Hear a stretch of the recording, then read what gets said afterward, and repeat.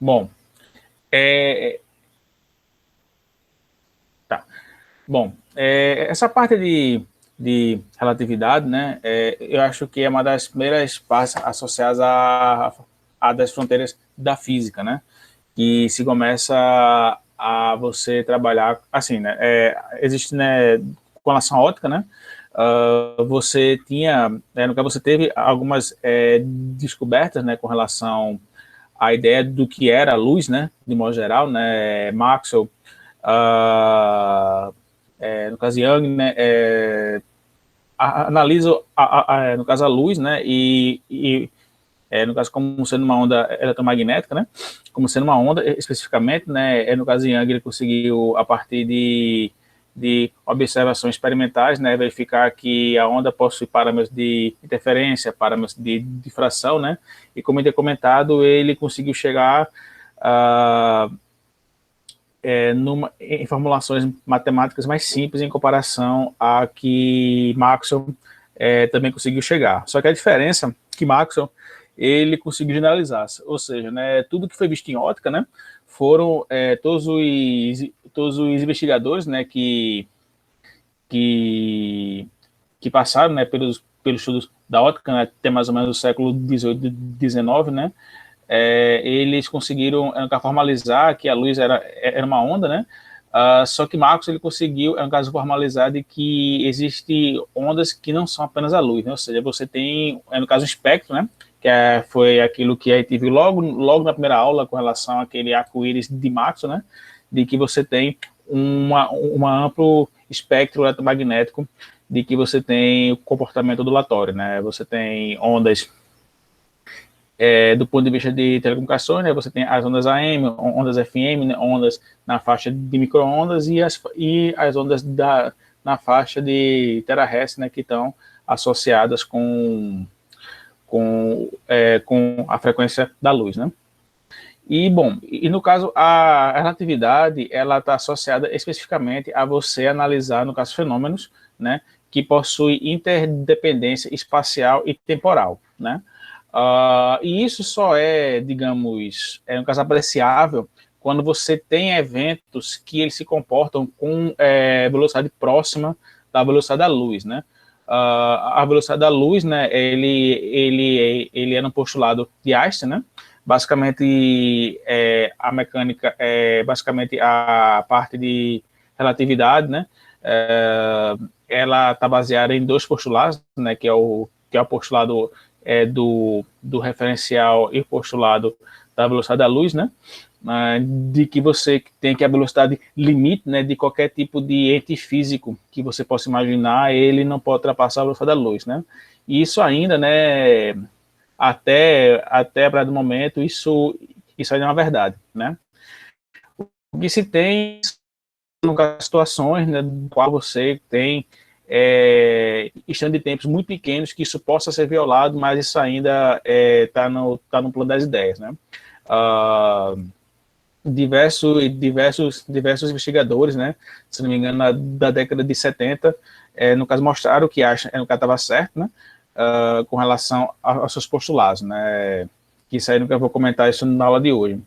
Além disso também, né, tem um fato curioso de que é o seguinte, né, Einstein, ele fez um artigo, né, com relação à relatividade, né, que a gente divide em duas partes, que é a relatividade restrita e a realidade geral. O que a gente chama de educação restrita, que é o que a gente vai ver essencialmente nesse capítulo do Halliday, ele trata basicamente de que a gente tem as leis de Newton, elas são obedecidas também na parte de relatividade, né, na qual a gente considera basicamente de que você tem um observador que ele se encontra junto com o seu com o seu componente referencial, né? Na qual você tem, no qual você tem um observador que ele está junto com a referência e no caso observadores que estão fora da referência, né? Então, no caso, a gente calcula todas as equações associadas à relativística de tempo, espaço, velocidade, momento, considerando essa situação de que um desses observadores está fora e um está dentro. E também existe a relatividade geral, né, na qual a gente considera de que você não tem essa obrigação do observador ele estar junto com a referência, né, e também a gente tem influência, né, de campos gravitacionais associados aos fenômenos de relatividade, né, que isso foi provado, né, experimentalmente em 1919, né? Einstein publicou isso em 1915 e em 1919 isso foi verificado por um grupo de cientistas ingleses, da qual nesse ano, a uma data específica, ia ter o eclipse total da luz, do Sol, né? Eclipse total do Sol, né? Na qual você tinha a facilidade de você, no caso, observar astros, né? Corpos celestes durante o dia, né?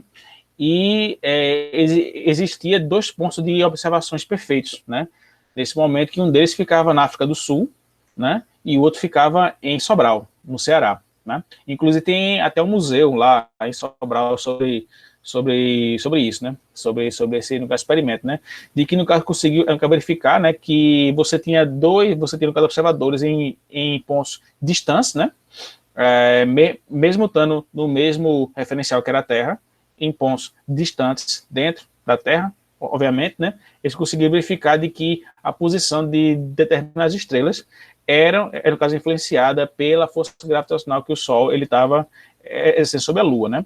Então, no caso, você, a partir dos observadores que estavam em Sobral, observavam os corpos celestes em uma posição, e no outro, que estava na África do Sul, observava eles em outra posição, e essas posições eram determinadas a partir dos postulados de Einstein, né? E foi, no caso, a partir daí que Einstein teve a notoriedade mundial, né? Na época, né, esses estudos, né, eles foram comparados ao estudo de Copérnico, né, em que no caso, ele considerou, né, o modelo, né, geocêntrico, né, ou melhor, ele considerou o modelo heliocêntrico, né, que, no caso, todos os astros e planetas orbitam em torno do Sol, né?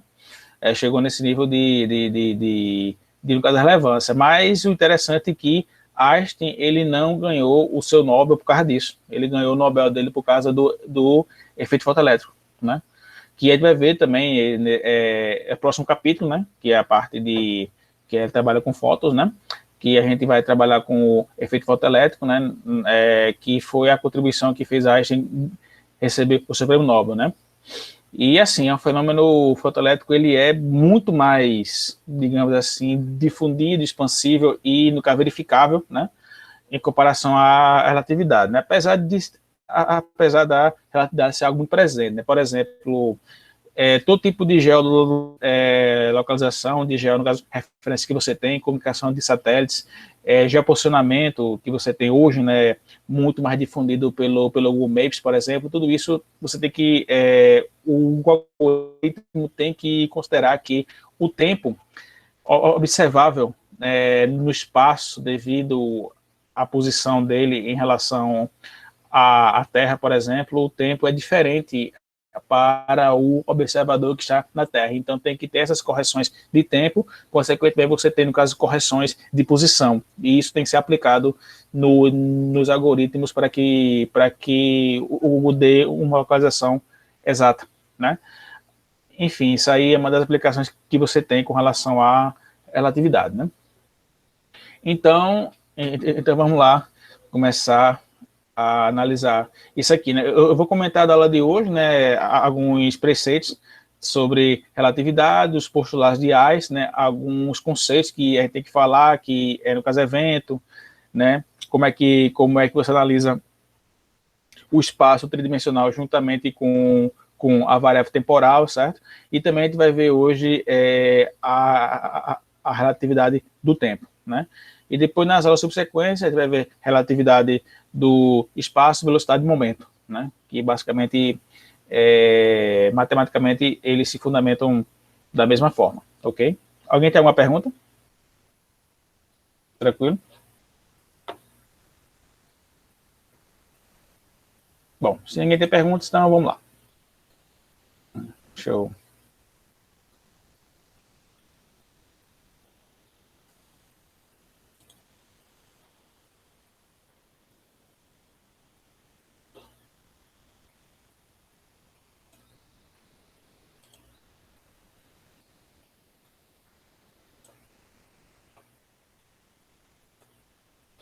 Todo mundo está vendo essa imagem essa tela do Adobe? Sim. Beleza, ok. Sim. Perfeito. Perfeito, tranquilo.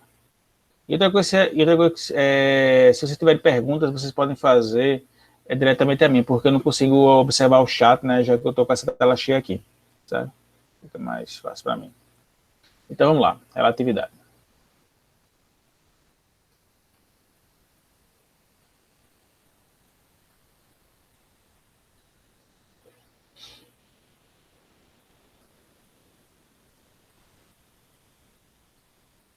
Tudo assim, é o campo de estudo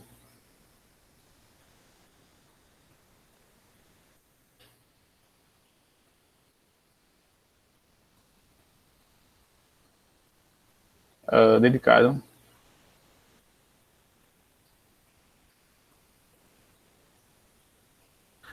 à medida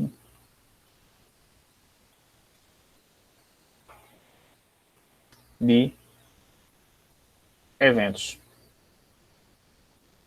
Basicamente, a gente analisa onde e quando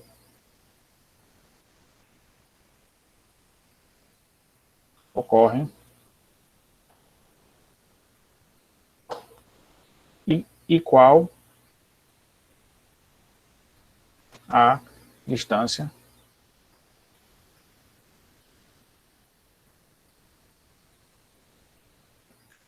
que o separam no espaço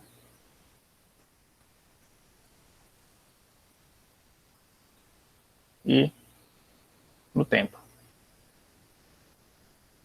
Ou seja, para a relatividade, espaço e tempo, eles são grandezas interdependentes. Ou seja, né, para você calcular variações ou dilatações de espaço, isso está de tempo, isso está diretamente associado a variações de espaço e posição, por exemplo, né? E botar assim também, além disso,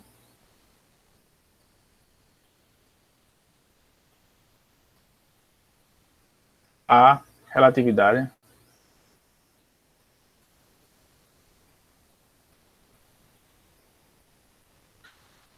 tem a ver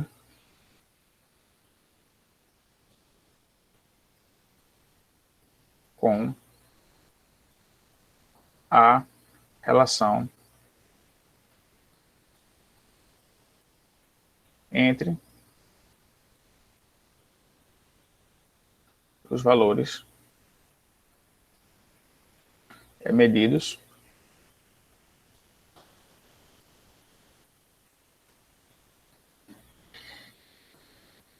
em referência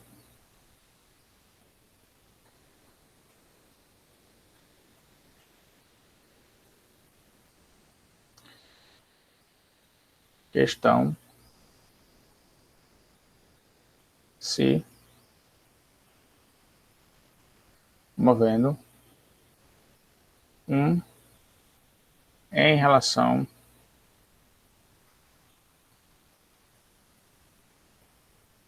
ao outro.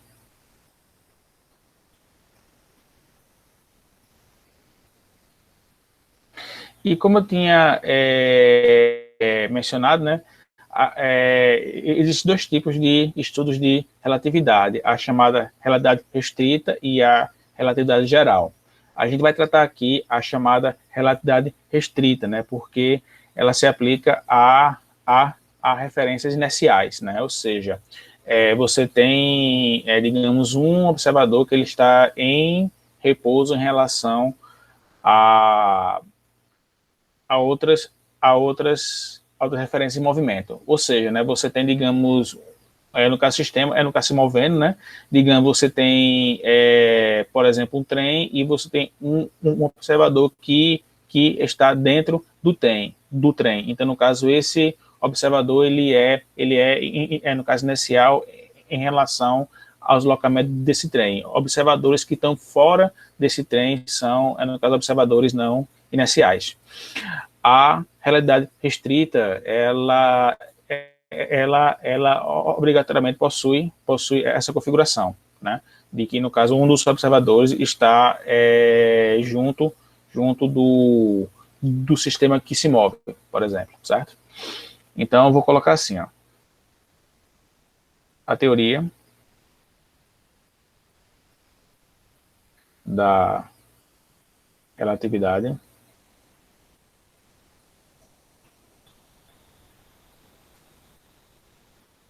restrita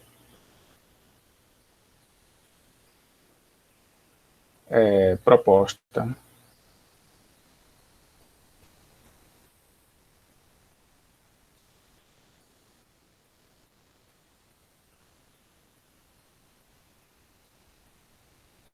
por Einstein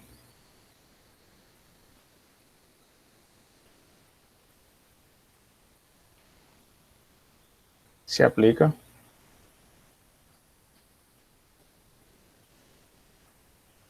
a referências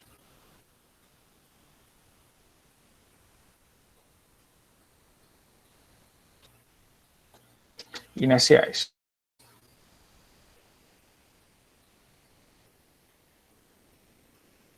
nos quais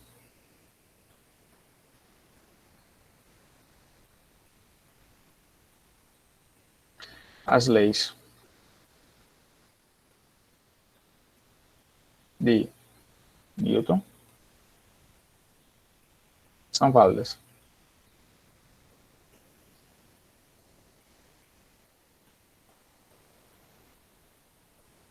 Vou botar também assim a teoria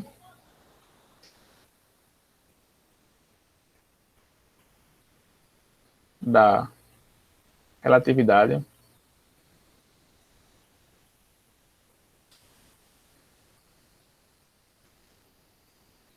geral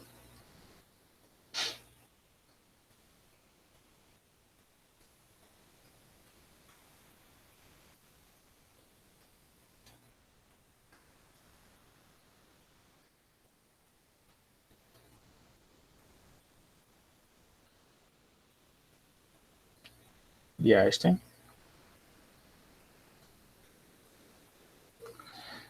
se aplica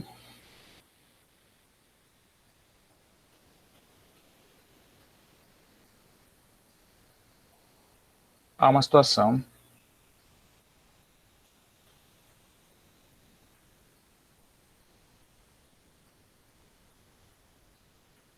mais complexa,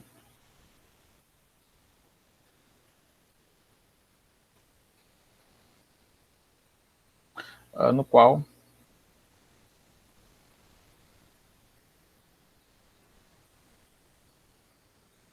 os referenciais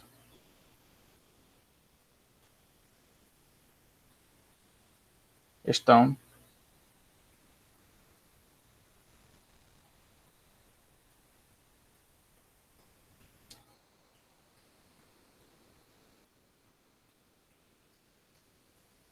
sujeitos a uma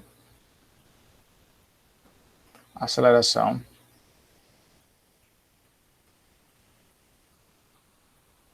gravitacional.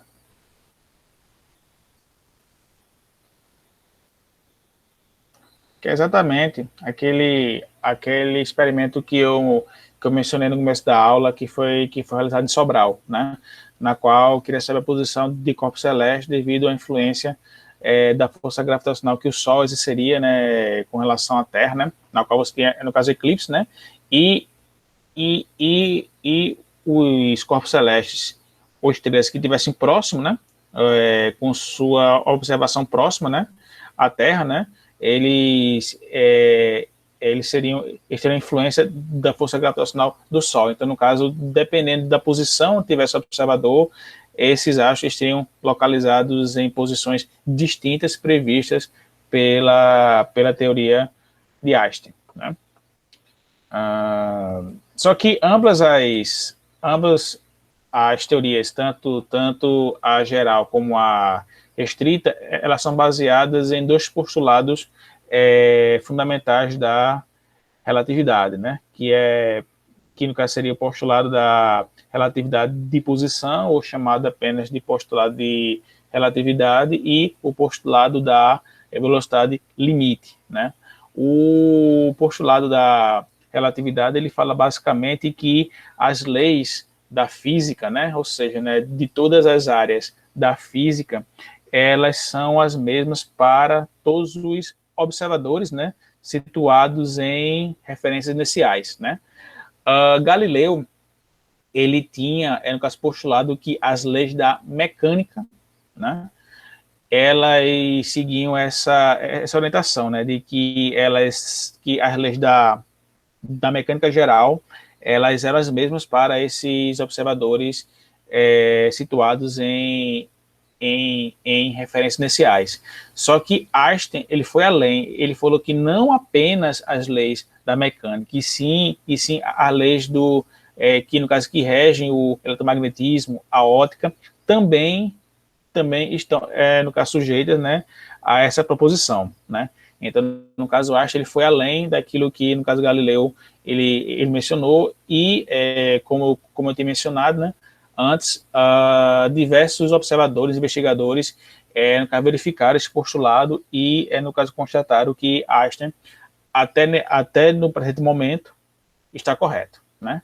E o outro é aquele que eu falei, que é o da velocidade, no caso, limite, né? Que nenhum ente físico é capaz de, no caso, superar a velocidade da luz, né? E o que se conseguiu observar, né? Devido a diversos experimentos, é que você consegue atingir a valores cada vez próximos da velocidade da luz, 0,99999 até a 15ª casa decimal, mas você nunca atinge algo superior à velocidade da luz, né? Ou você atinge exatamente igual à velocidade da luz, né? A gente sabe que o valor aproximado é de 3/10 oitava, né? Só que existe valor exato que possui 9 casas, que possui 9 dígitos, né? Mas a gente trabalha somente com esse valor aproximado, né? E também teve, no caso, experimentos que eu vou comentar nessa aula de aceleração de um caso elétrons, e para se verificar, né, se você conseguir atingir, né, no caso, velocidades, no caso, acima disso, né? Apesar de você, apesar do elétron ele ter uma energia cinética cada vez maior, certo? Por mais que você aumentasse a energia cinética desse elétron, era verificado, né, que a velocidade desse elétron era exatamente a mesma, e essa velocidade sendo muito próxima da velocidade da luz, né? Quando você atingir um determinado valor de energia, no caso, energia cinética, né, desse valor para cima, né, a velocidade era praticamente a velocidade da luz, né? Então, vamos ver esses postulados associados à teoria da relatividade, né? Então, eu vou colocar assim, né? Postulados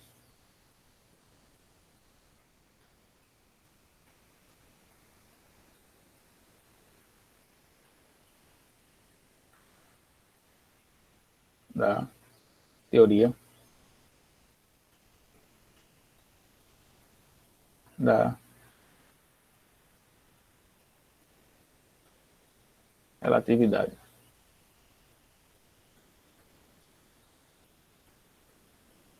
Na qual o primeiro postulado, né, que é o postulado da relatividade.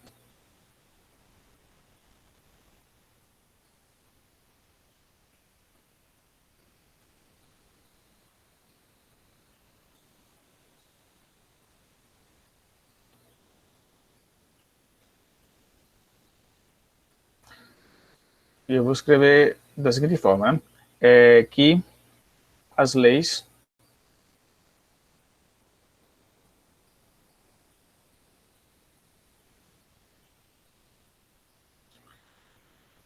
da física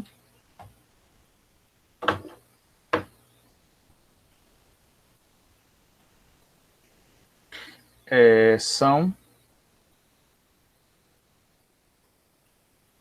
as mesmas para todos os observadores situados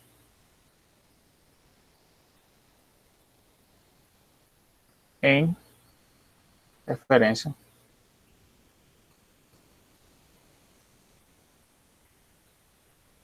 inicial. Em referências iniciais.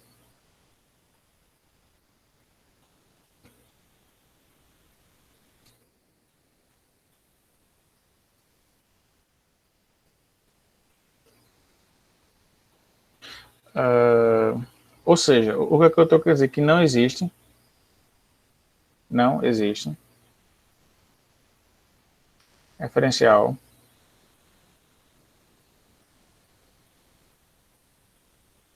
absoluto, né? Que, que foi aquilo que eu tinha mencionado. Isso aqui Einstein fez uma generalização daquilo que Galileu falou, né? Porque, vou botar aqui, Galileu postulou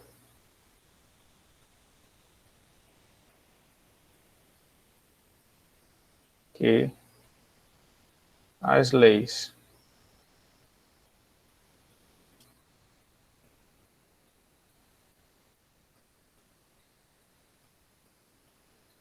da mecânica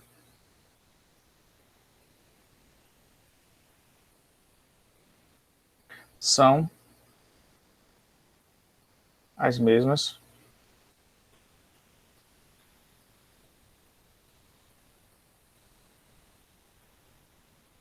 para todos os referenciais iniciais,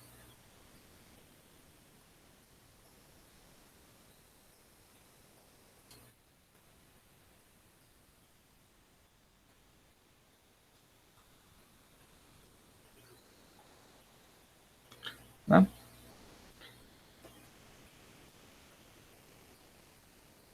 E, no caso, basicamente, Einstein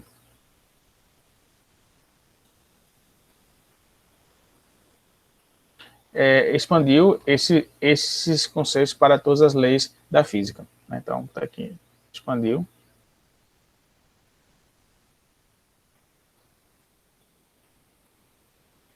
para todas as leis da física.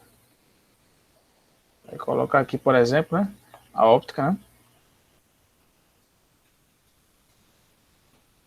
e o eletromagnetismo.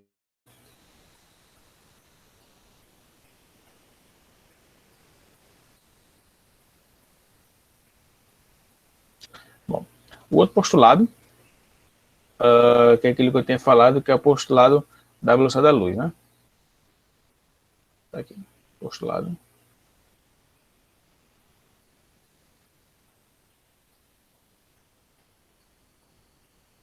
da velocidade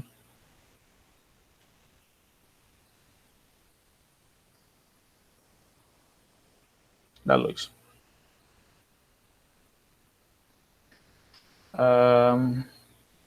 Que é aquilo que eu tenho ensinado, que nenhum ente físico possui uma velocidade, né, superior à velocidade da luz, dependente de qualquer sistema que você tenha, de qualquer tipo de referência que você tenha, né. Então, vou colocar assim, a velocidade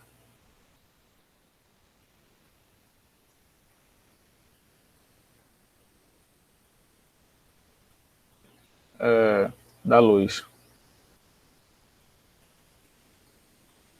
no vácuo tem o mesmo valor C, né, que a gente conhece, né, em todas as direções.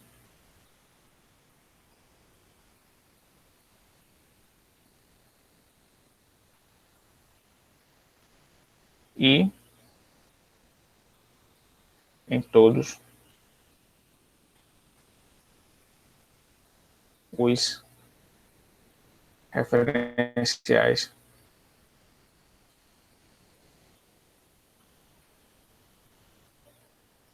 inerciais.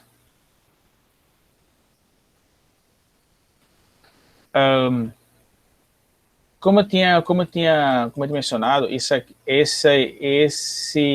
postulado específico, ele foi verificado experimentalmente a partir de um cientista chamado Bertozzi, né, que ele fez experimentos, se não me engano, em 1964, né, na qual foi o experimento que ele fez, né? Ele ele conseguiu acelerar elétrons, né?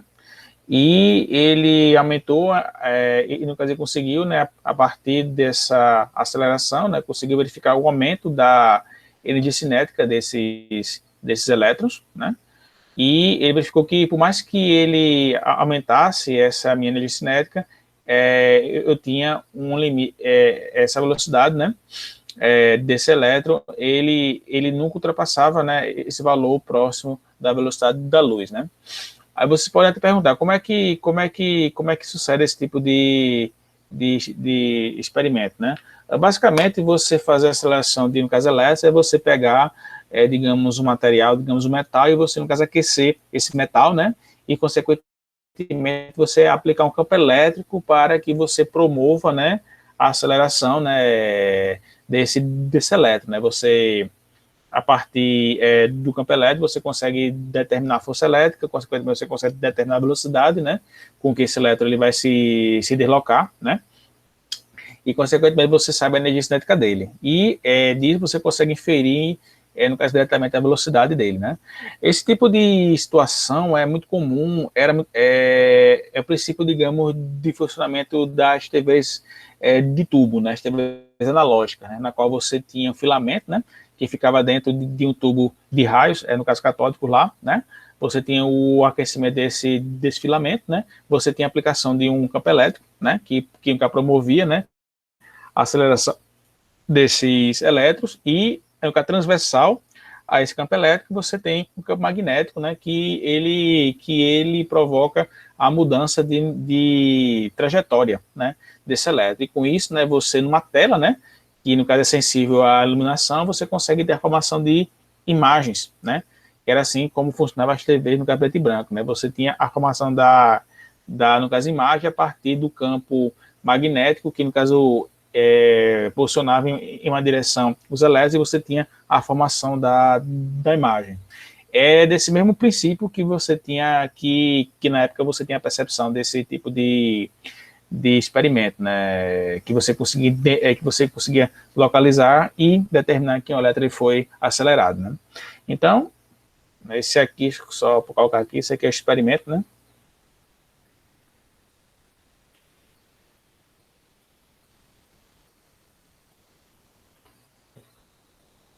De W. Bertozzi.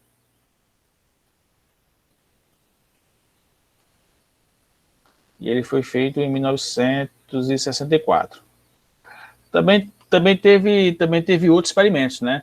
Por exemplo, né, que assim, né, nesse caso você tinha a fonte, né, que gerava elétrons, né, no caso estacionária. No caso você tem você tem lá o material, né, o metal, né, no caso sendo aquecido, só que ele estava, né, digamos, ele estava parado, né, ou seja, a fonte de elétrons estava estacionária.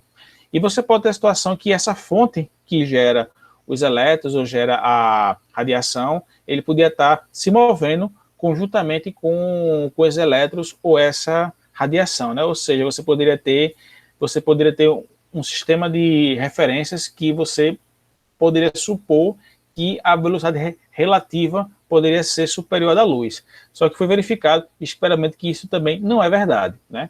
Que isso aí foi feito um experimento com, com uma partícula, né? Se não me engano, o nome da partícula, acho que é neutrônio, né? Que ele é o pi zero aqui, né? Que é uma partícula, né? Que ela surge a partir de determinados compostos que são acelerados em um acelerador de partículas, né? O tempo de vida útil dele é bem curto, né? E ele se decompõe em duas partículas gama, né? Que no caso, a gente sabe que partícula gama é uma, ou melhor, ela não é partícula, né? Ela é uma radiação eletromagnética, né? Então, no caso, consequentemente, essa partícula aqui, né? O π0, ele estava sendo acelerado, né? Então, no caso, ele estava se movendo, né? E com consequência eu tinha aqui essa onda eletromagnética. Então, no caso, eu poderia ter uma velocidade relativa associada a ele, conjuntamente com o π0, e, consequentemente, eu poderia ter uma velocidade relativa que poderia ser superior à velocidade da luz, dependendo da sua referência. Só que eu verifico que tanto a velocidade da radiação gama, bem como a velocidade de deslocamento aqui, não ultrapassava a velocidade da luz, independente do tipo de sistema de referências que eram adotados, né? Isso aqui é que foi verificado no acelerador de partículas.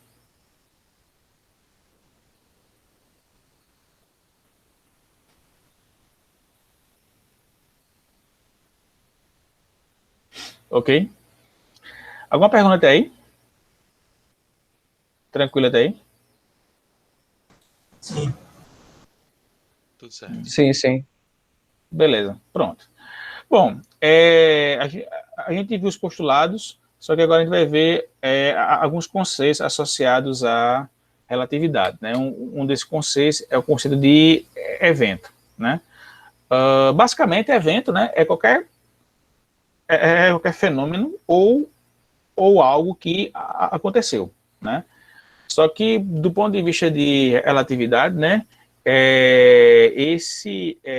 a gente pode ter um observador, né, que ele pode atribuir, ou seja, ele pode determinar as características desse evento a partir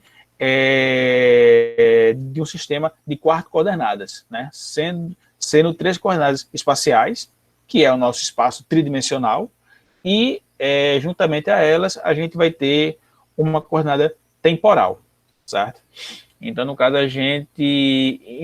um determinado evento, ele depende da posição e do tempo, né, ou do instante de tempo, né, para que a gente consiga caracterizar esse evento do ponto de vista de relatividade, né? Então, vou colocar aqui, evento.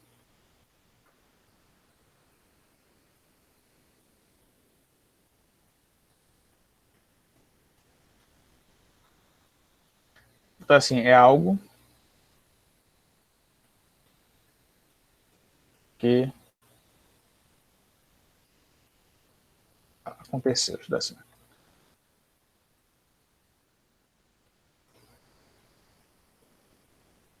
Certo? E botar assim, um observador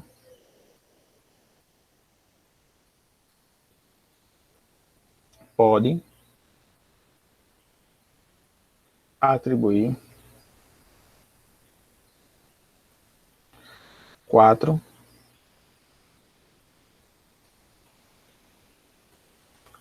coordenadas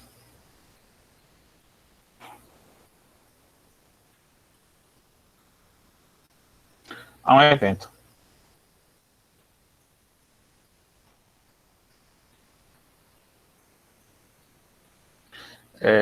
Ou seja, sendo 3 espaciais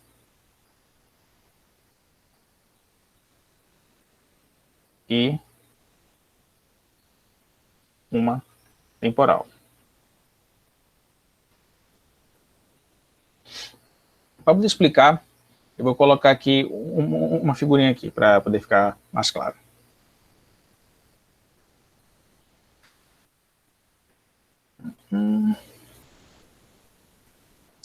Essa aqui.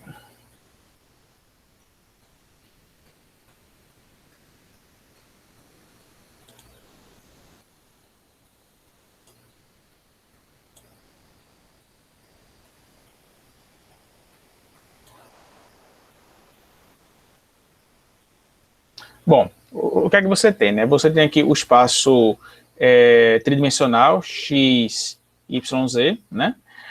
Na qual você tem que esse sistema de coordenadas espaciais, ele é constituído basicamente de uma rede, né? No caso tridimensionais, né? Com essas réguas paralelas aqui, certo? Essas paralelas entre si e essas paralelas entre si. É como se a gente dividisse o espaço tridimensional em pequenas regiões que elas se interceptam, né, em função, né, da posição que você tem com relação a x, y e z, né? E a coordenada temporal, ela tem aqui, por exemplo, cada ponto de intersecção, que é constituído por esses quadrados aqui, por esses retângulos aqui, eu tivesse, digamos, um relógio, e esses relógios, eles estivessem sincronizados entre si, né? É porque a figura, ela não está muito boa, mas cada um desses retângulos registra uma determinada hora, por assim dizer, certo? Então, no caso, você tem uma diferença, digamos, temporal entre retângulos diferentes, né?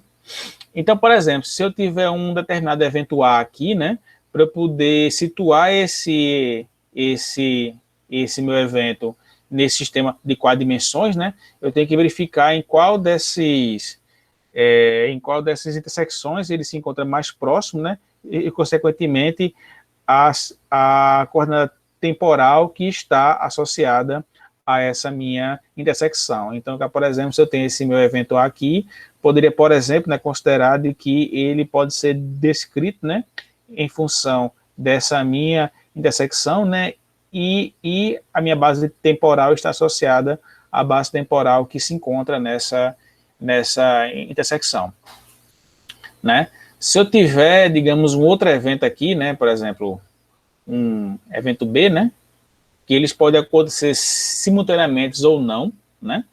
Para eu poder analisar os eventos em função, né, desse meu sistema de 4 dimensões, né, eu tenho que verificar, né, a posição relativa entre, por exemplo, essa intersecção e essa intersecção aqui, né, bem como verificar a variação temporal entre as bases de tempo associadas por essas intersecções, certo? Basicamente assim que você analisa um evento do ponto de vista relativístico, né? Você tem, né, no caso você tem uma posição, né, associada a ele e para cada posição que você tem, né, você tem, no caso você tem associado uma base de tempo, né? Que essa base de tempo, ela depende essencialmente, né, do tipo da localização espacial, né, das minhas intersecções, certo?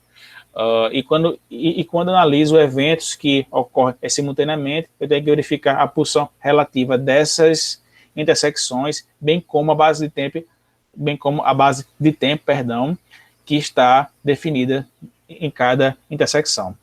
Eu não sei se eu me fiz claro, mas é basicamente assim que todos os livros descrevem esses eventos em espaços de 4 dimensões, certo? Alguém ficou com alguma dúvida ou ficou muito confuso da forma como eu falei?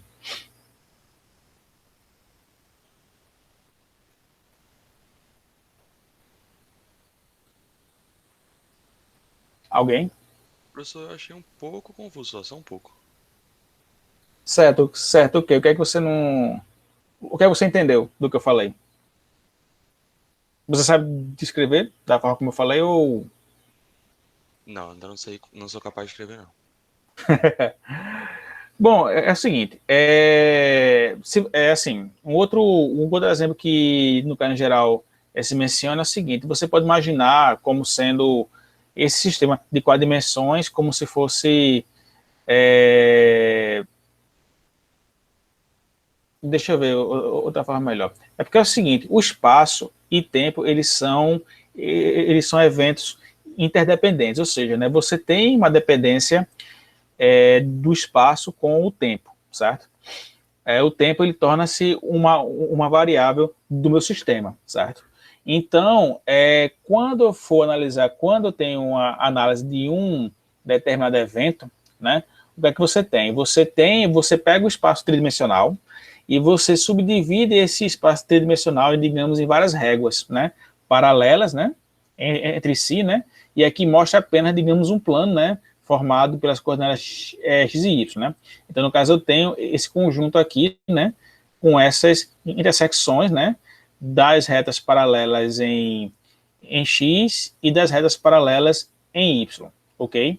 Então, no caso, eu tenho aqui, né, a partir dessas minhas intersecções aqui, eu tenho esse meu espaço físico associado às minhas coordenadas geométricas, certo? As minhas coordenadas espaciais. E para cada intersecção, ou seja, para cada retângulo desse aqui, ok? Eu vou ter, certo, uma base temporal. É como se o tempo fosse uma variável distinta, né, para cada intersecção aqui, entendeu?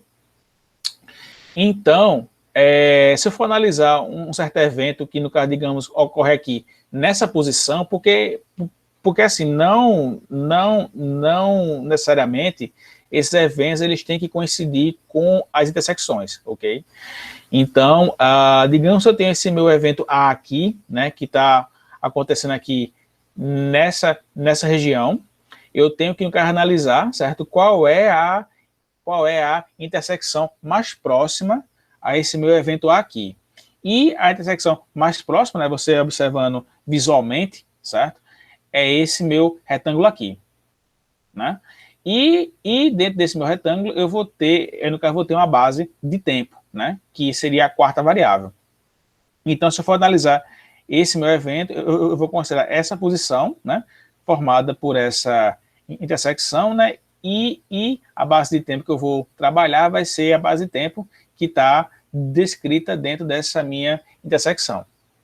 Então, se eu tiver mais de um evento acontecendo simultaneamente ou não, eu tenho que analisar a posição relativa, né, entre essas duas intersecções aqui, né, bem como também a variação temporal relativa entre essas duas intersecções, entendeu? Então, no caso, é assim que você consegue analisar um evento.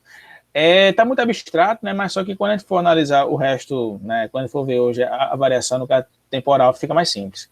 Mas é basicamente isso, o evento, a observação dos eventos, quando você analisa um espaço de 4 dimensões, ocorre basicamente dessa forma. Ficou um pouco mais claro ou ainda está muito confuso? Sim, sim, ficou um pouquinho mais claro. Assim, depois você pega o Halliday, você dá uma lida com mais profundidade, certo? Aí, qualquer dúvida, a gente vai conversando pelo Classroom. Tudo bem? Tranquilo, tranquilo. Beleza. Então, pronto. Deixa eu ver aqui. Aí, bom, já que a gente está analisando, por exemplo, a situação do que, no caso, eu posso ter, no caso, eventos simultâneos, certo? Eu posso ter aqui eventos simultâneos. A gente tem que analisar um outro parâmetro chamado a relatividade dessas simultaneidades, que é basicamente o seguinte, certo? Você tem dois observadores, sendo que, no caso, um deles está em movimento e outro está, no caso, em repouso, né? Claro que um em relação ao outro, né? Digamos, você tem, dois automóveis, né? Que eles estão, no caso, pareados, né? E eles estão se movimentando, né? Só que aí você tem um desses automóveis que ele está se deslocando a uma velocidade maior que o outro, né? Então, no caso, você tem uma velocidade relativa em relação a eles. Então, você pode considerar que um deles está, digamos, no caso, de repouso e outro está, no caso, em movimento, né? Em função da velocidade relativa entre eles, né? E, assim, basicamente, o que é que você tem, né? Você tem que dois observadores, no caso de movimento, eles não concordam, em geral, quanto a simultaneidade de dois eventos, ou seja, né, você tem, no caso, um evento, você tem, no caso, eventos que ocorrem simultaneamente, só que cada observador, ele vai, no caso, enxergar esses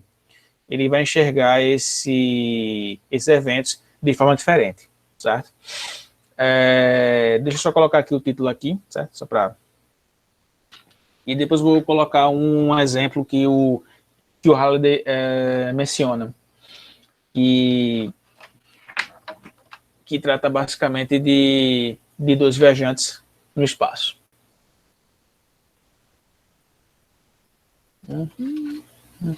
Aqui, no espaço. Deixa eu botar aqui.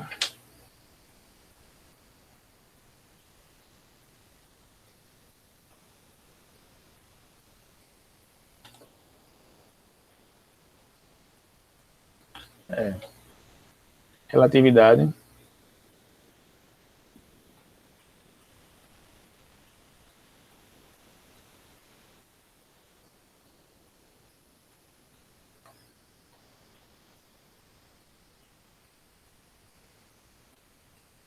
Da simultaneidade.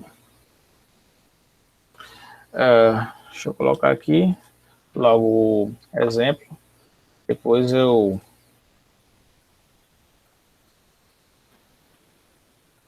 coloco o texto. Isso aqui esse aqui foi tirado diretamente do Halley, certo? O que é que você tem? Você tem João e Maria, Maria e João. Cada um desses indivíduos está em uma espaçonave, ok? Estão viajando pelo espaço. Tanto Maria como João, eles estão, assim, né? No caso, a nave de Maria, ela está com uma velocidade relativa, né? Que a gente está chamando aqui de V, né? Ambas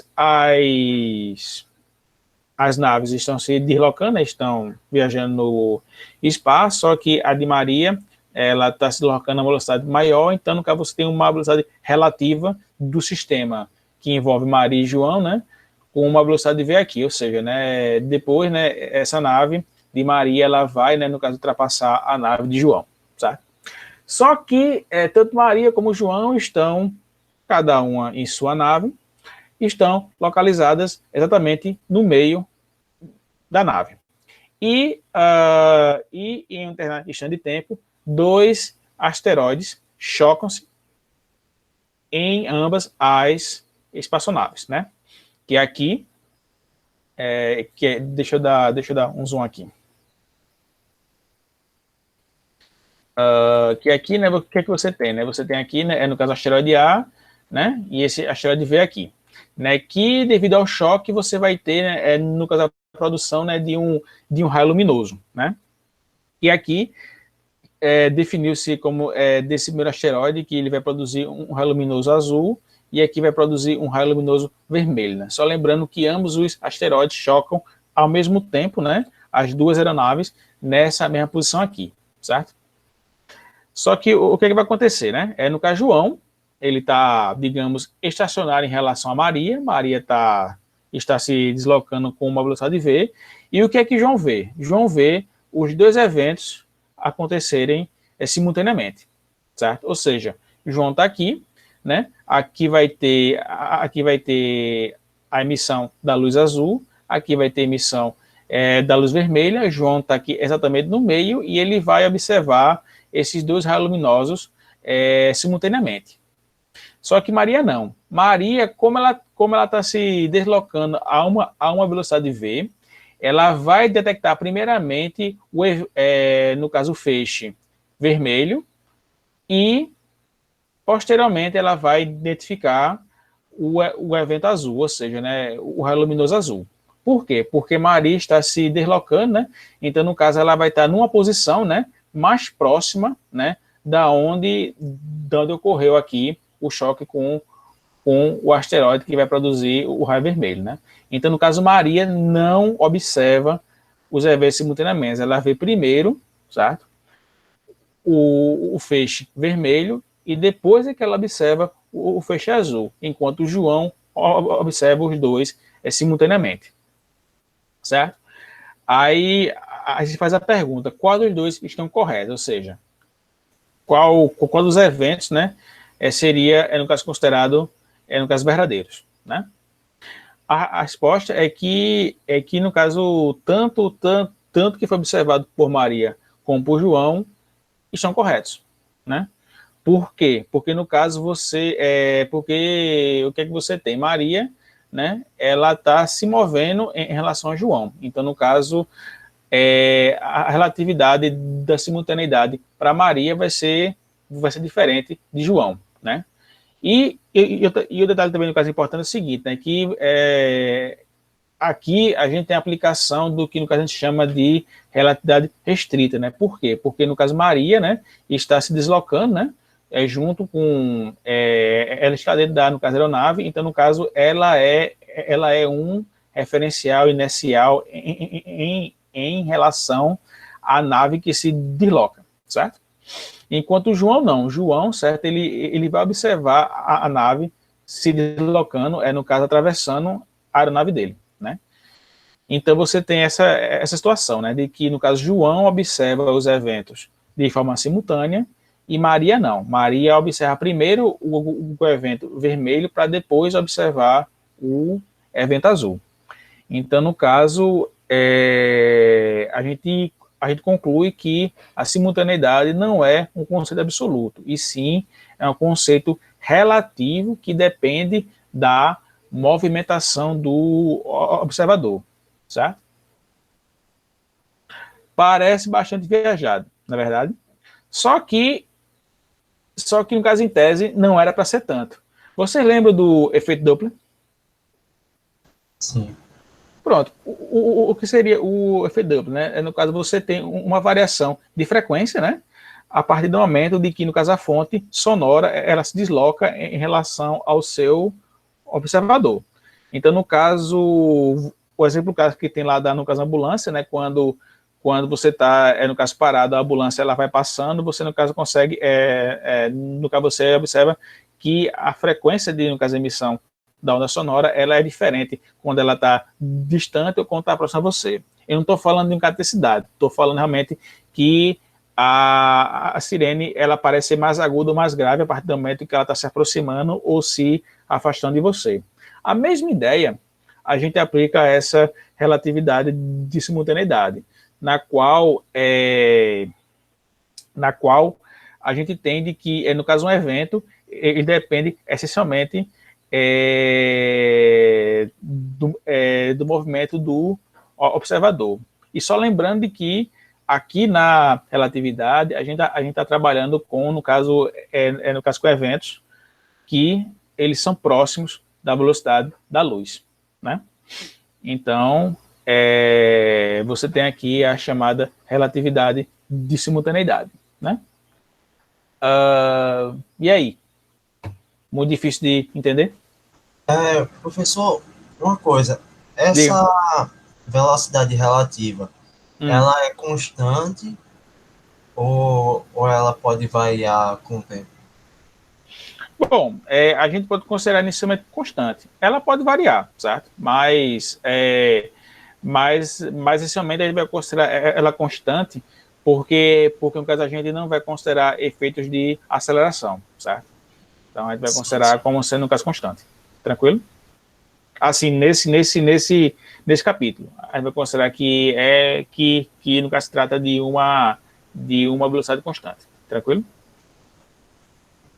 Obrigado. Tranquilo. Tranquilo até aí? Então, Sim. beleza. Então, no caso, a gente vai ver a chamada relatividade do tempo. Que assim, nesse capítulo a gente tem a relatividade do tempo, espaço, momento, né? E no caso algumas transformações, né? Aí vai analisar inicialmente a do tempo, né? De que também existe um outro exemplo, né? Que o Halliday, no caso, adota, que no caso é o seguinte. Assim, antes de falar disso, deixa eu só colocar só um pequeno texto sobre essa relatividade de simultaneidade, certo? Só colocar aqui um pequeno texto aqui. Aí eu falo sobre a relatividade do tempo.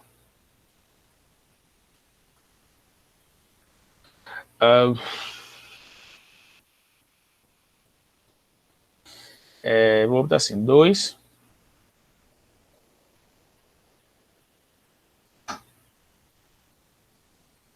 deixa eu diminuir aqui o zoom aqui, porque senão fica muito extensa a letra.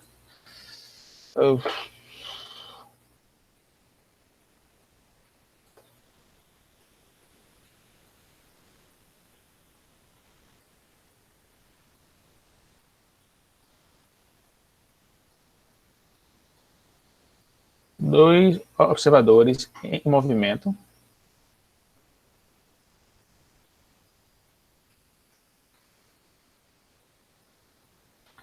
Não concordam.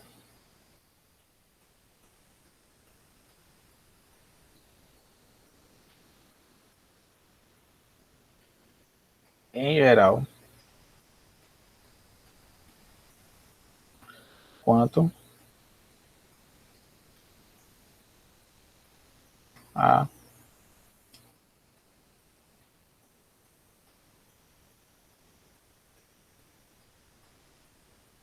simultaneidade de dois eventos.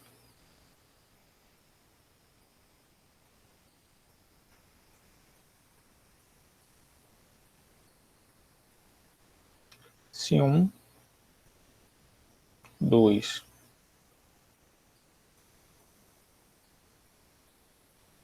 observadores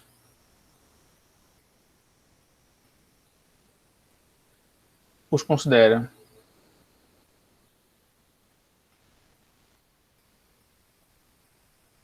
simultâneos,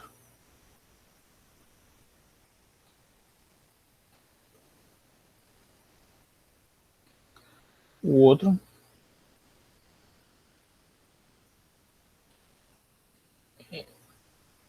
em geral conclui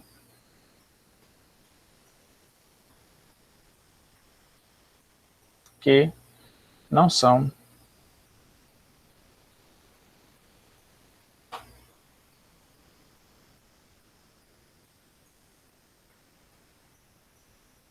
simultâneos.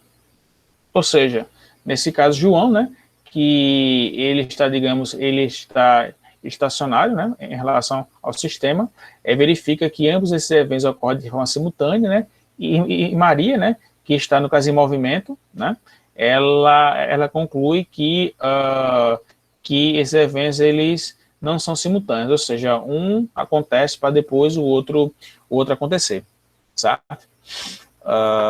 É isso que está associado a essa simultaneidade, né? Então, vamos ver aqui.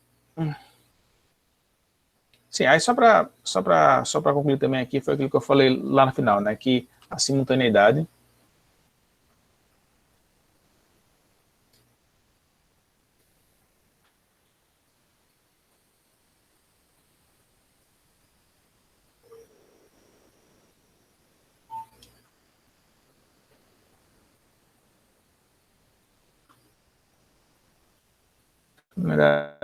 não é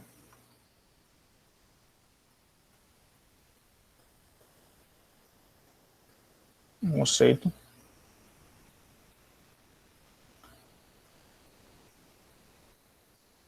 absoluto, e sim relativo,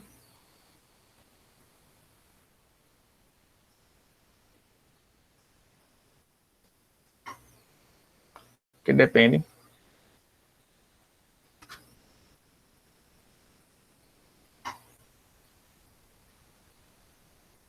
do movimento do observador.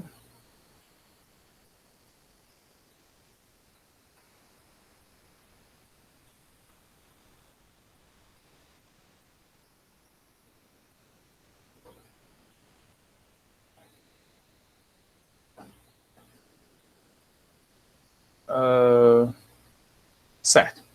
Agora vamos ver a relatividade do tempo.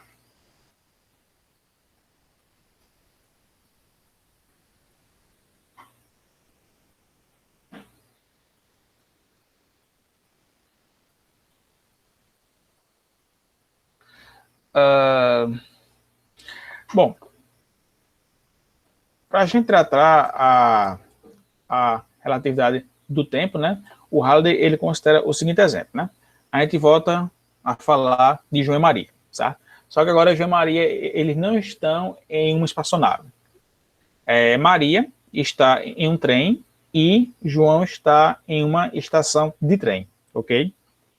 Daí Maria, né, sem ter muito o que fazer, ela faz o seguinte experimento, né?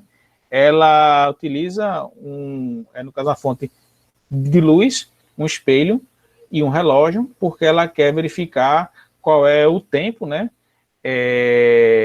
Qual é, no caso, o tempo que tem, né? Quando você faz a emissão de luz e essa luz retorna para um fotodetector, certo? Então, no caso, ela quer calcular, perdão, no caso, o intervalo de tempo que esse evento ocorre. E João quer fazer a mesma coisa, só que João está na estação de trem, ou seja, está parado em relação ao trem, no caso que se move, e no instante de tempo de que ele consegue, de que esse trem adentra na estação, Maria faz esse experimento, e no caso João observa, né, no caso Maria fazer esse experimento e também calcula, né, esse evento, que no caso justamente no caso o tempo em que esse feixe de luz ele sai da fonte e no caso retorna para o fotodetector. É esse o experimento, né? Deixa eu colocar aqui uma figurinha aqui para facilitar o entendimento. E que é essa figurinha aqui, certo?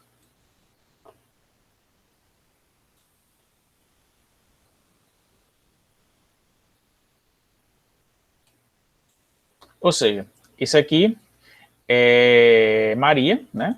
Mais uma vez. E Maria, ela está dentro do trem que está se movendo, certo? Então, no caso, você tem aqui esse evento 1, né? Que é a emissão da luz para um espelho, e tem o evento 2, que é o retorno da luz aqui para o fotodetetor. E eu quero calcular exatamente o intervalo de tempo que isso aqui acontece, certo? Maria está dentro do trem fazendo esse experimento, né? Então, no caso, ela tem, né, a sua fonte de luz, espelho, fotodetector e também possui um relógio para poder, no caso, mensurar, né, esse meu intervalo de tempo, né? Aí o que é que a gente observa, né? Se a gente for voltar para cá, para aquele nosso para nosso sistema quadridimensional, né? Que possui a variação, que possui, no caso, espaço e a variação temporal. Maria, ela estaria localizada apenas em uma única intersecção aqui, certo? Por quê? Porque ela se encontra, né? Ela se encontra dentro do sistema referencial em movimento. Então, no caso, a base de tempo que a gente vai calcular, a variação da base de tempo vai ser a base de tempo, né, que está definida aqui, né? Ou seja, a gente tem apenas um único relógio, né? Ou seja, digamos que esse evento durou, né, digamos que durou 1 segundo, né? A partir do instante que ela fez o experimento, passou-se 1 segundo e a minha referência de tempo vai ser o relógio que está localizado dentro dessa minha intersecção, certo? É o que está acontecendo com Maria, né? Por isso que aqui no desenho, no caso, mostra apenas um único relógio. Já João é diferente. João, ele vai verificar, certo? Ou seja, o trem está, no caso, em movimento, ele verifica, certo, que esse meu evento 1 e, no caso, evento 2, ocorrem em intervalos de tempos diferentes. Ou seja, né, o tempo que ele vai demorar para sair da fonte para o espelho vai ser, no caso, diferente do tempo que está do espelho para o fotodetector, devido a essa variação aqui de movimento do trem. Então, no caso, para João, eu teria aqui exatamente como está nesse desenho, 2 eventos distintos, né? Na qual eu teria essa base de tempo e o outro evento possui outra base de tempo. Então, no caso, eu tenho que comparar essas duas bases de tempo, certo? Diferente do outro evento, né, que Maria está dentro do trem se movimentando, ou seja, está dentro da minha referência, né? Isso quer dizer que a base de tempo vai ser sempre, no caso, a mesma. Então, no caso, qualquer tipo de variação de tempo está dentro dessa base. Já João, eu tenho que comparar duas bases de tempo distintas, né? Que isso está associado à relatividade, ou seja, no caso, o tempo ocorre de forma diferente devido a ter dois eventos que são observados por João de forma diferente devido ao movimento do trem. E aí, ficou muito confuso? Para mim, sim, um pouco. Só para você ou para todo mundo? Eu acho que vai precisar de um tempo para processar as informações. É exatamente isso mesmo. É exatamente isso. É difícil, assim, porque é aquilo que eu estava comentando. Do nosso cotidiano, como tudo ocorre em velocidades muito inferiores à velocidade da luz, certo? Esses eventos, eles são, no caso, imperceptíveis, certo? O que é que eu estou querendo dizer? Eu estou querendo dizer de que, no caso, com Maria está dentro do trem, ela está, digamos, estacionária em relação, ou seja, ela é um referencial inercial. Ela está parada, certo? É como você está dentro do carro, né? O carro está em movimento, mas você, dentro do carro, você está parado. É a mesma ideia. Então, no caso, o tempo, certo? Ou seja, tipo, o tempo, ela se comporta de forma linear, certo? Porque você tem uma mesma base de tempo por você ser um referencial inercial. João não é um referencial inercial, certo? Ele observa, no caso do trem, no caso do movimento. Digamos que o trem tivesse uma velocidade muito alta, certo? E que, no caso, ele estivesse observando esse experimento que Maria está fazendo. Então, no caso, o que é que ele tem? Ele vai analisar, devido ao movimento, esses eventos ocorrem em base de tempos distintas, certo?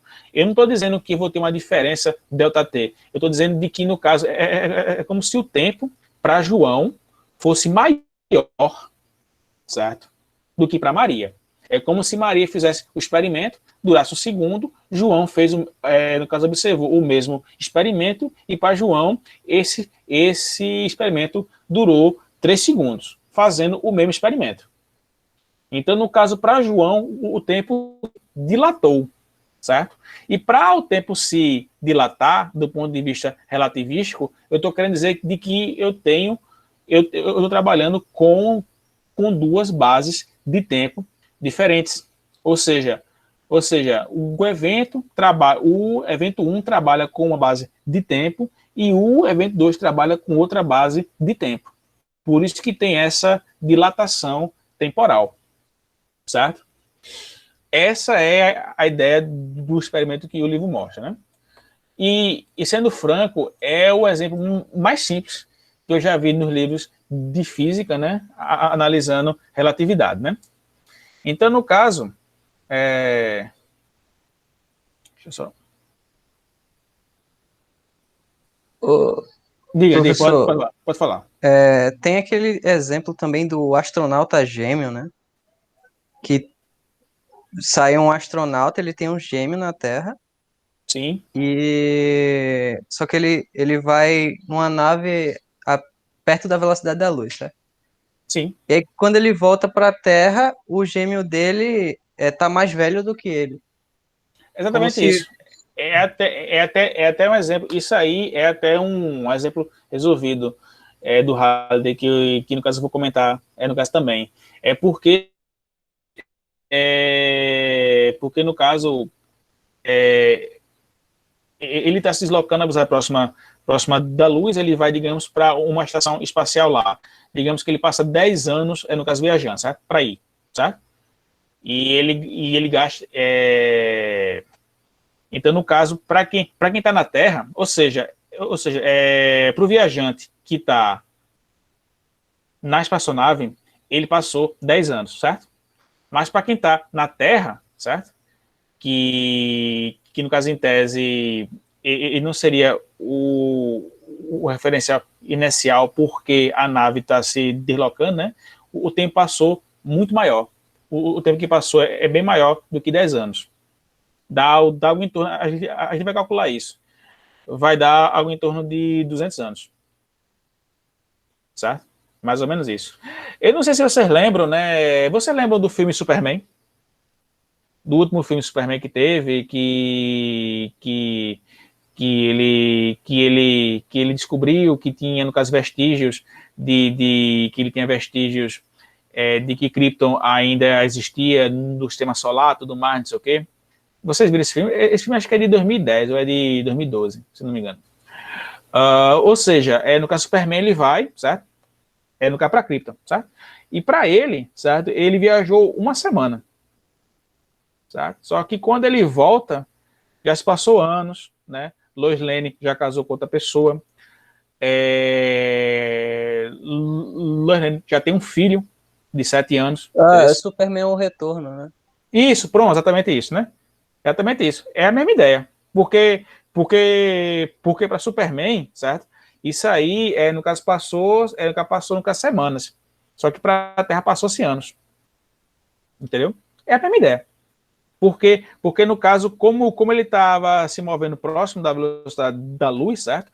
Então, no caso, o que é que se observa? Para quem está no caso, estacionário, certo? Ou melhor, perdão, para quem não está na referência inicial, né? Porque no caso, o Superman ele está viajando, né? Então, no caso, para ele está, no caso, estacionário. Mas para outros observadores, ele está se movendo, ok? Então, no caso, para quem não está, né, no sistema referencial, no sistema inicial, certo? O tempo se desloca, no caso, você tem uma dilatação de tempo. Então, no caso, o tempo passa por um período maior, em comparação a Superman. É a mesma ideia desse experimento de Maria e João, que no caso Maria, ela está se deslocando no trem e João, ele está estacionário na estação de trem, observando o experimento que Maria está fazendo. Certo? É mais ou menos isso. É mais ou menos isso. Eu acho que no caso Superman, eu devia ter dado um exemplo do Superman, era mais fácil de vocês entenderem. Mas enfim. Vamos lá. Matematicamente, o que é que a gente tem, né? No caso Maria, né? Ela está observando aqui esse evento, né? No caso, evento dela, né?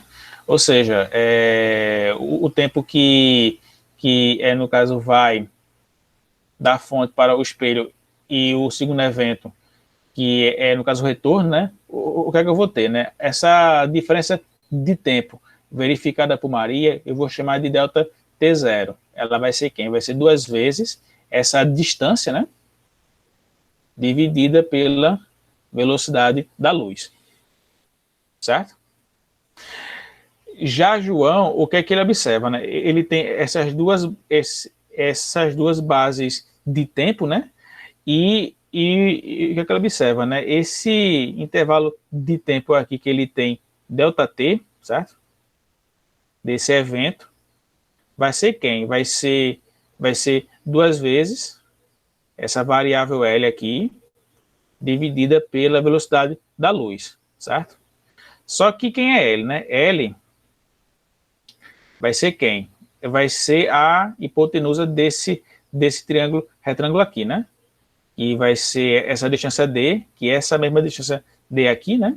E aqui eu vou ter metade desse comprimento, que vai ser V ΔT dividido por 2.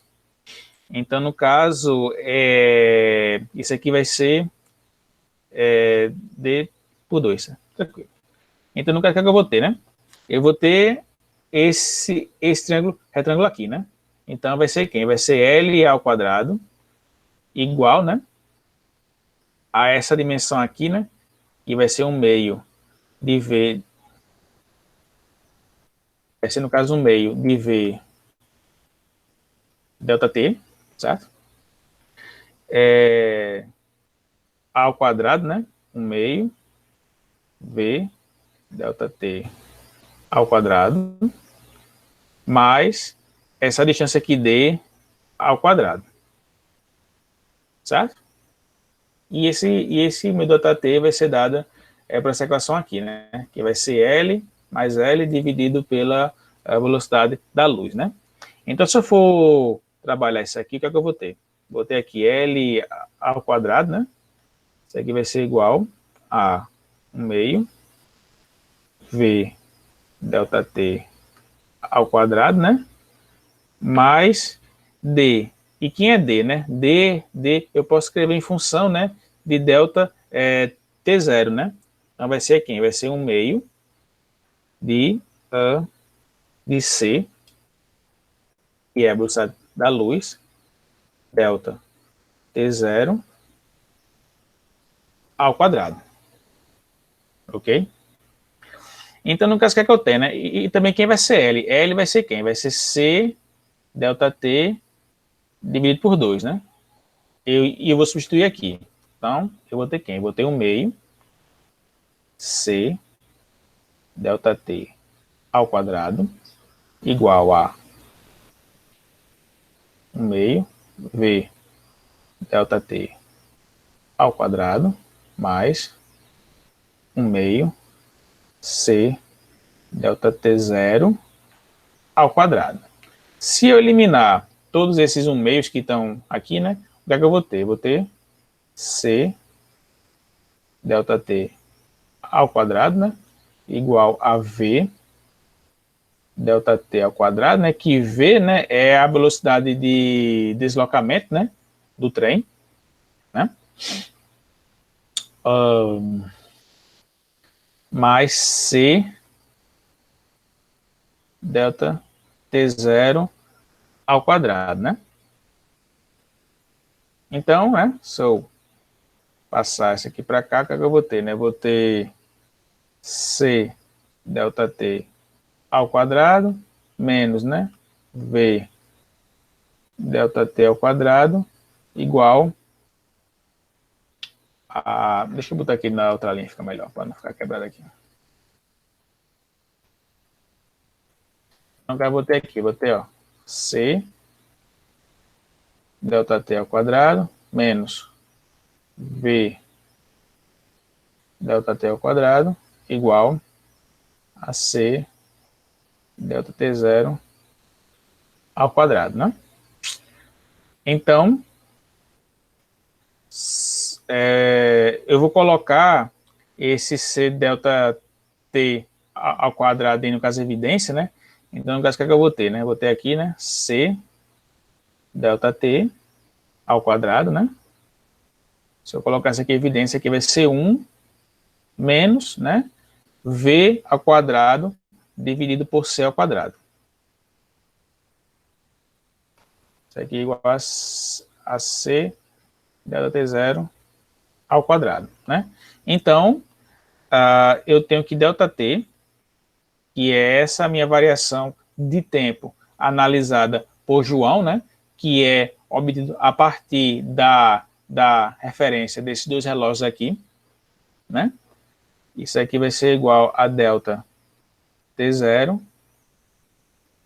raiz de 1 menos V dividido pela velocidade da luz ao quadrado. Aí o que é que a gente observa, né? Se essa minha velocidade aqui ela for muito inferior à velocidade da luz, a gente vai ter que ΔT é praticamente ΔT0. Então, no caso, a referência de tempo ela é constante, independentemente do sistema que eu tenha. Que isso é o que a gente observa em nosso cotidiano, né? A gente dificilmente vê, ou melhor, a gente de vez em quando, a gente raramente se depara, no caso, com eventos na qual você tenha velocidade dessa magnitude em nosso cotidiano, né? Mas de qualquer forma, né, a gente sabe o quê? A gente sabe que sempre, né, essa minha velocidade, ela vai ter que ser menor do que a velocidade da luz, né? Devido àquele postulado de Einstein em relação à velocidade. Isso, no caso, implica que esse meu ΔT, ele vai ser sempre maior do que ΔT0, ou seja, eu sempre vou verificar uma dilatação temporal, certo? Eu não consigo, no caso, observar ou melhor, eu não vou conseguir, eu não quero verificar, né, uma retração temporal, certo? O que é que isso implica? Implica que, no caso, em tese, muito em tese, a gente consegue, né, ir para o futuro, porque você consegue expandir o tempo até você alcançar o futuro, né? Mas você não consegue retrair o tempo, ou seja, você não consegue, digamos, retrair o tempo seria você rebobinar o tempo, ou seja, você ir para o passado. Tá? Isso tudo, né? Estamos conversando hipoteticamente, né? Só você lembrar de Volta para o Futuro, né? Que ele vai para o passado, enfim, mas lá. É somente essa que você tem, né? Então, no caso, quando essa velocidade aqui ela for muito menor do que no caso a luz, você não observa nenhum tipo de variação temporal, só que quando ela é apreciável, você tem essa dilatação. Porque você nunca vai ter essa velocidade aqui maior do que a da luz, certo? Aí existe algumas terminologias que a gente tem que tratar. Aí, com isso, eu encerro a aula de hoje, porque acho que fica muita viagem na cabeça de vocês, certo? Mas aí você pode perguntar, tá, beleza, e quem é que está certo, quem é que está errado, né? A Maria está certo em verificar este tanto de tempo, quem está certo é João, certo?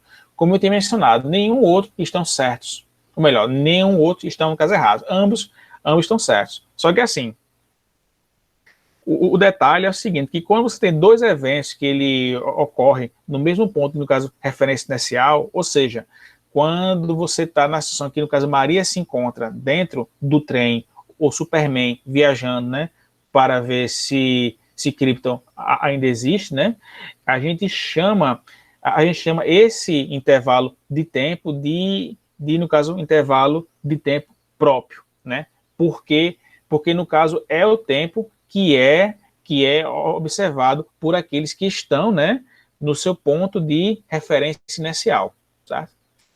E para qualquer outro observador que não está no ponto inicial, ou seja, que no caso observa no caso o evento se mover, certo? É um tempo que é distinto do tempo próprio, o intervalo de tempo próprio, certo? Então, no caso, assim, basicamente é o seguinte, relatividade restrita, certo? A gente sempre verifica que um dos observadores está, no caso, está no meu sistema de referência inicial, ou seja, ele está dentro do trem, está dentro do avião, é o Superman que está viajando, certo? E os outros observadores, certo? Eles estão fora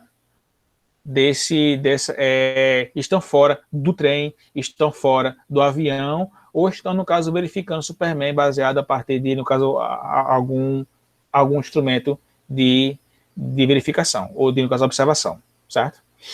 Que é basicamente o que você consegue analisar a partir desse conjunto aqui de, no caso, matriz, né? Quem está dentro do meu sistema inicial está dentro, né, ou está próximo dessa minha intersecção, e todos os eventos temporais, no caso, ocorrem devido ao relógio que rege essa minha intersecção. Então, no caso, qualquer pessoa, ou no caso, evento que ocorra fora da minha referência, vai ter uma outra base de tempo, e eu tenho que comparar as duas bases de tempo, certo? É aquilo que eu comentei no começo da aula, os satélites, de um modo geral, para que eles consigam dar a geolocalização e georreferência de forma correta, certo? Eles têm que ter a ciência de que, no caso, o tempo, se você considerar que a Terra que no caso a Terra é o meu sistema inercial e o satélite ele está se movendo, certo? Então no caso o tempo relativo que passa no espaço vai ser diferente do tempo que passa na Terra, ou seja, no caso o tempo que no caso acontece no espaço é mais devagar do que no caso acontece dentro da Terra. Então, no caso, o algoritmo de geolocalização tem que fazer essas correções temporais periodicamente, certo? Então é isso, certo? Então, no caso, tudo que acontece, né, fora do meu sistema inercial, ele parece ser mais lento, né? Então, no caso, eu tenho que sempre fazer essas correções para que, no caso, eu tenha trabalhando no meu sistema de tempo. Ou seja, no espaço, o tempo sempre, no caso, se dilata em relação à Terra, certo? Tranquilo até aí? Mais ou Não, menos. né? Não, tá não. Tá não. Mas é assim mesmo. É complicado de você nunca imaginar esse tipo de situação, mas é aquilo que eu estava mencionando. E isso, para quem trabalha com esses sistemas de comunicação no satélite, de geoposicionamento, para saber uma posição, né? Para que no satélite identifique uma posição no Google Earth ou no Google Maps, né? Ele precisa fazer essas correções temporais, né? Que no caso o tempo que é analisado no satélite é diferente do que está na Terra e você tem que verificar essa diferença de dilatação temporal para que você determine a posição correta de um determinado objeto, certo? Então pronto, é isso. Como eu tinha mencionado, né, na próxima aula, deixa eu errar aqui, ligar a câmera. Bom, aquilo que eu tinha mencionado, né? Na próxima aula, eu vou gravar essa aula, né? E no caso, na quinta-noite, a gente faz a nossa prova, né? Aí quando for lá para 6 horas, eu coloco a prova, a gente marca o tempo e vocês me entregam a atividade, tá bom? Aí a gente se preocupa não, que você só se preocupa com a relatividade após a primeiro exercício escolar, certo? Mas qualquer coisa, a gente vai conversando no Google Classroom, certo? Qualquer dúvida, a gente vai interagindo, certo? Beleza. Então, Ok. pronto, pessoal. Tá certo. Então, no caso, eu vou encerrando a aula, certo? Então, sim, aí no caso, falta colocar as questões do capítulo 35, não é isso? É isso. Pronto, tá bom. Eu coloco o Gênia, tá bom? Tá bom, pessoal. Então acabou a tarde para vocês e até a próxima. Até mais. Tchau, pessoal. Valeu, professor. Obrigada.